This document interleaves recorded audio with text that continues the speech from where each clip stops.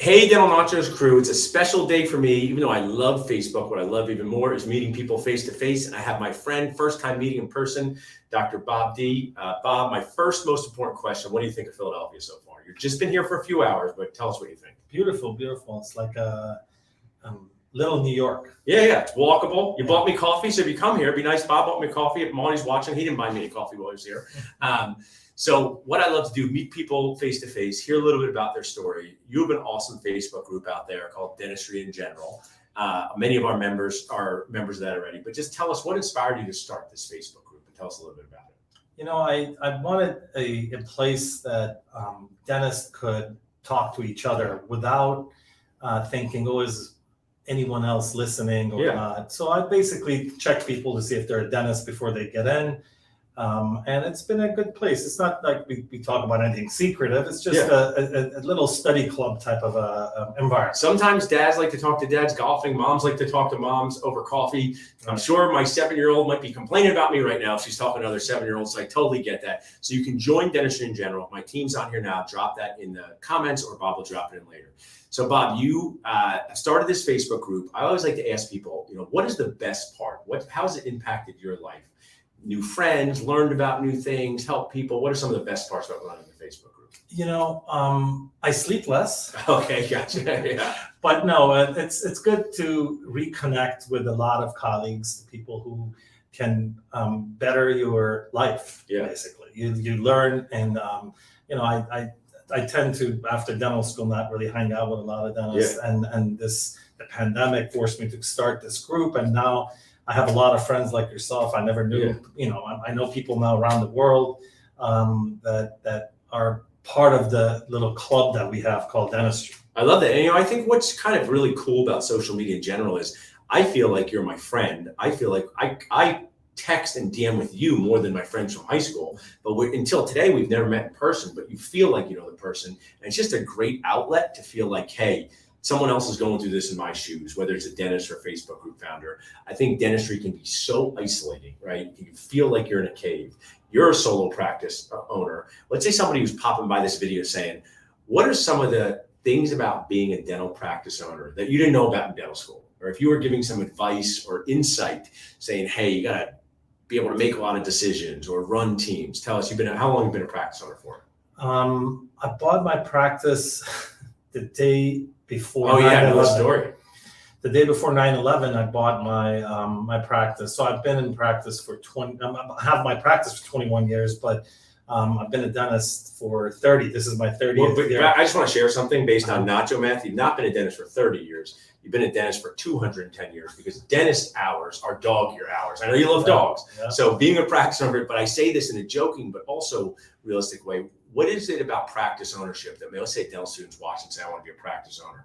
We talk about how great it is to own your own practice and how you have autonomy, but share some of the realistic things. What are the challenges for solo practice owners? Challenges today are basically, everybody agrees, is the staff. Yeah. Finding the right person to work for you, and then inflation, the cost of practicing dentistry has gone up, but our incomes, because of insurance cutbacks and things like that, has been reduced. So those are the challenges. I still think it's manageable, and you can do different things, but those are the challenges. I was on a podcast early on, Bob, and I said this line that was repeated a lot. I said, the morale of the person prepping your crown matters. The morale of the dentist and the way they feel. And it's not all about money. It's also just about all the things that happen. I mean, you're showing off with your Warriors thing. I don't have my Sixers thing on here right now. But running a team in dentistry, in a lot of ways, it's more like football than even basketball, because you need multiple team members in each department. And it can just be overwhelming for the practice owner. Absolutely. And we don't have any training. Right, exactly. We don't have any business training, and we shouldn't. I mean, dental school is so busy with the different information that we have. It's just, we're not getting the training. So it's difficult to run a practice, but very rewarding as well. Yeah. I don't want people to misunderstand. Sure. So what is one of the parts that you say when you go home at the end of the day, and you're an incredibly hard worker? You've been texting me, still do a Saturday a month, which I admire. I think you're a little crazy. Can you admire something kind of crazy? Because that's how I feel about it. What are some of those rewards? What's someone saying there's too much doom and gloom and being a practice owner? What are some of the rewards of being a practice owner that you say, this really makes me feel good at the end of the day? Every time someone asks me that question, it's just one word: freedom. Yeah. you are free to do what you want to do. You want to make less money, you cut a couple of days. You want to go on more vacation, you're your own boss. So freedom for me is what, I could probably make more money if I wanted to work more, but I choose not. So that's basically freedom is my main concern. I like that. And I think what I recommend people do, I always share this. If you want to start a Facebook group, it would be good to talk to you or me first, right? And say, here's what it means. It means that people are blowing up this phone sometimes at midnight. It means that sometimes you can't spend time with your family because of your Facebook group. Now, that doesn't mean you shouldn't run one. That just means you should get context. Same thing with practice ownership. Maybe practice ownership isn't for everybody. And with the proliferation of DSOs, whether you love them or hate them or think they're evil, they have created amazing positions for dentists not to own practices. And have you seen that as an alternative as well? Yeah, and I talked about that before, and I'm like, someone who has children and does not want to spend a lot of time in the office, we have an opportunity to work for others. Yeah. This could be corporate settings or private setting, I don't care. As long as they treat you well and you're able to do quality ethical dentistry, that's a very good option. Yeah, and the story I use, Bob, is that, I don't want to glamorize my parenting with my wife, but the other week we got a babysitter in the morning so we could go grocery shopping and get the car washed, right? Because that's what you have to do as parents. So when you're parents, you have a whole list of things to do. And when you're a practice owner, you're the parent. So when the clinical day's over, your day's not over. And if you're an associate somewhere, you're more like the aunt or uncle. So if you're working for a DSO or maybe even a group, you kind of get to shut it off at the end of the day, and that could be attractive to some people. Yeah, absolutely, and that's time. Yeah, time is of the most value. And one of the things I just made me think of this because you're married and I'm married.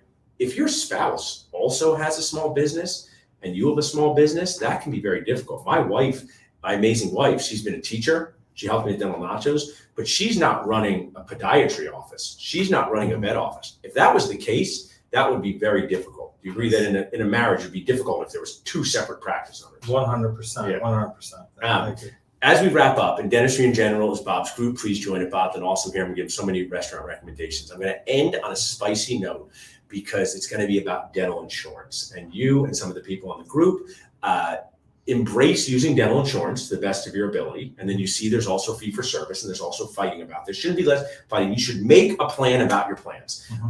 Don't sign up for every plan. Don't drop all the plans without a plan. Later today, I have Dr. Travis Campbell on.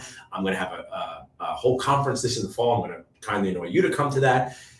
You've been a dentist for 30 years, right? Mm-hmm.